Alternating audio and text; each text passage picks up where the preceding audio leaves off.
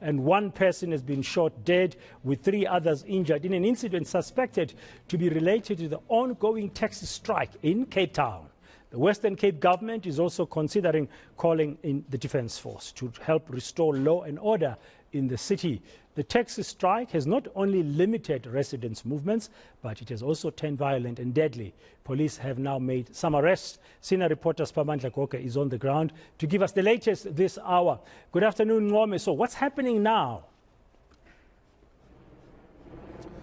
Well, it's not looking good. We've been driving in and around a number of townships here in Cape Town. We are currently in Nyanga. Police are having their hands full here, trying to disperse a number of crowds that are busy trying to pounce on a number of establishments, including malls. You can see here, police are out in numbers. This is in Nyanga. They are trying to keep away potential and possible looters who want to target this mall that is closed down as we speak here. They are having their hands full. Rubber bullets, tear gas, and a number of police officers are deployed here to keep those who want to loot at bay. But I'm going to speak to the Deputy National Commissioner for Policing in the country, Lieutenant General Ronald Masinda. Thank you very much for your time, General. It's not looking good. Your members here are doing all they could, but one would ask, how long will it take up until some of these malls fall? That is why we are keeping an eye. As you can see now, we have also deployed. We have stretched from strength to strength. We have this area here now today that is volatile, as you have seen. We have Kailicha that is under our eye. Hence, we have deployment of even the air support just to assist the ground members that are on the ground to monitor the area and be able to direct them to the right areas. This is no longer about the ongoing taxi strike. It's pure criminality now. It's pure criminality. That is why you can see now we are safeguarding the mall, because there is an attempt to come and loot at the mall.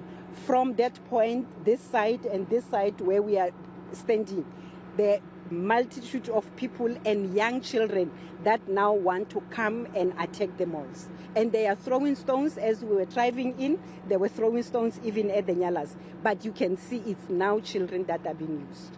Let's talk about the resources, human resources. Your police are overstretched, not only in this area, but across Cape Town. You are trying to put out these fires. Do you have enough capacity?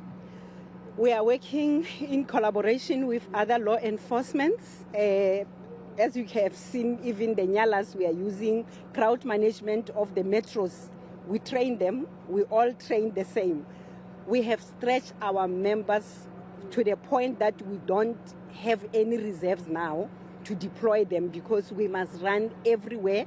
We must try to block every corner where there are these threats.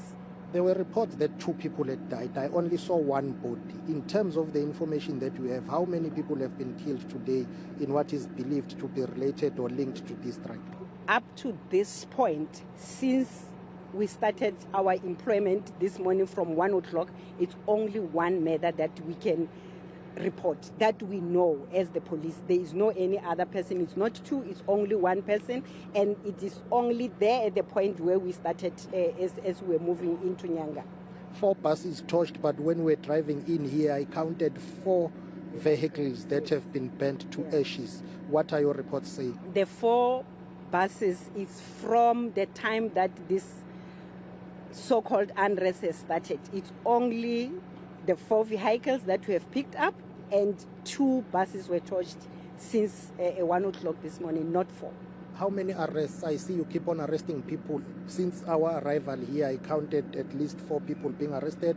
You may not have updated statistics, but for now, how many people have been arrested? For today, only 72. We are standing at 72 since this morning, and it's for the protest and the unrest-related incidents that we have arrested people.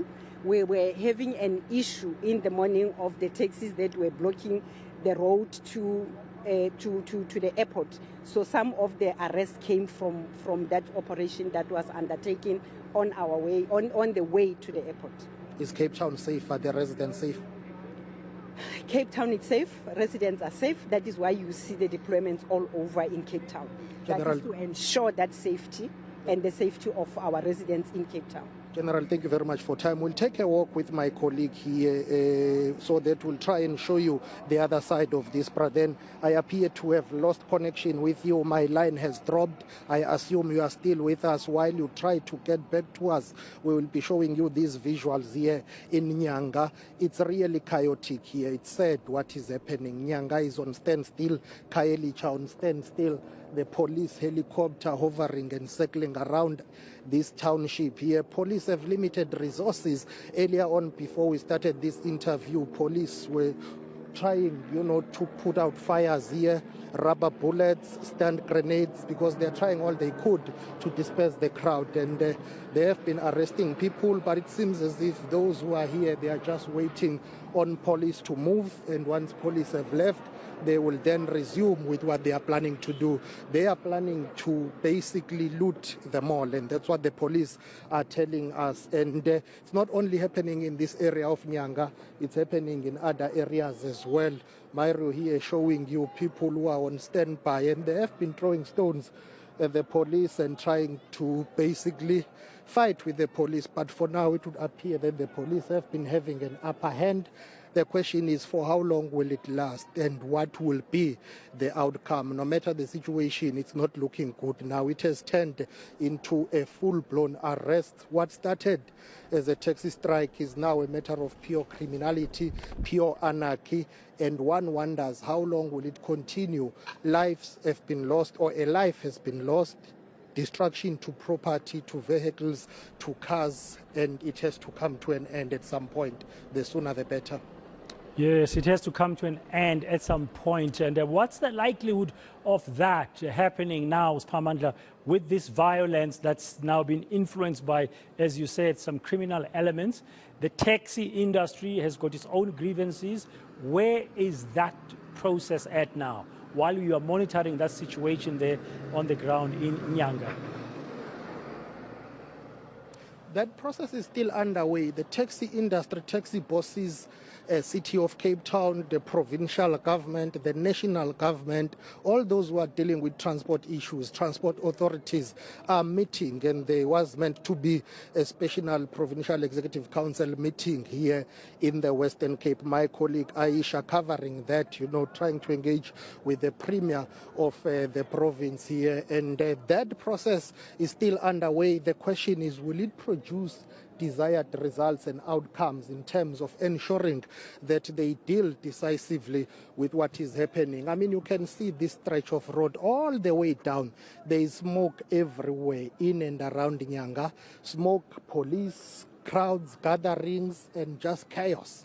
Rubber bullets, stun grenades, and while those meetings are underway, those never-ending meetings are underway, the situation on the ground is very volatile. You will see the police here trying to check an attempt that was made here. There was almost a success in breaking down this fence that is overlooking or guarding this mall. You can see air support up there, the police helicopter circling around, ensuring that now they are protecting property. It's all about protecting lives, protecting property, because this is total destruction now. It started off as a grievance by the taxi industry. Criminal elements have penetrated and have taken over. But others will say, just like you had the July unrest, if you don't address socio-economic challenges, once you have something that will trigger any unrest, it will become a full-blown unrest and protest. It's what we are seeing in Cape Town now. It has moved from being what some will call legitimate concerns by the taxi industry. They were engaging with the City of Cape Town, which is adamant that no one is allowed to break the law. They were forcing, law enforcement, but now it has spiraled out of control. So those efforts are still underway to try and find the lasting solution between the taxi industry, the City of Cape Town, and the provincial government of the Western Cape. Thank you very much, Spamandla Goga. We'll leave it there for this hour. We'll catch up with you a little bit later on today as we keep tabs of what's happening on the ground in and around Cape Town. He's currently in eNCA. As you can see for yourselves, there's a strong police presence, and the Deputy National Police Commissioner, Lieutenant General Musikidi, telling Spamandla there that so far today they've arrested 72 people and they're monitoring the situation very closely.